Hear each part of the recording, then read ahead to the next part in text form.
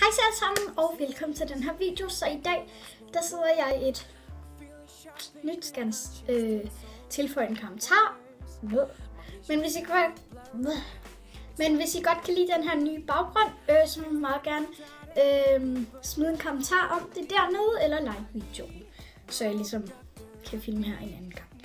Men i dag, der har jeg et lille haul til jer, fordi at i dag, der har jeg været på fisketorvet, og ja, jeg købte faktisk ikke særlig meget, så yes. Så ja, lad os egentlig bare komme i gang med den her video. Jeg tænker egentlig bare, at vi går til de ting, som jeg købte i dag.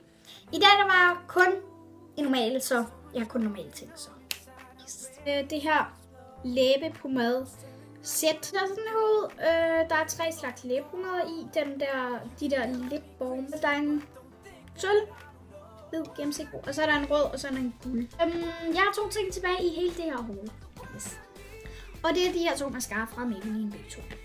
Den første er, jeg vil ikke lige åbne den, men ja. Den første er den her Illegal Definition. Jeg tror godt, I kender den. Der er mange, der har snakket godt om den. Yes, den har den her børste der. Og så købte jeg min favorite mascara i hele verden, som er Maybelline The Rock. Jeg kan ikke leve uden den her mascara.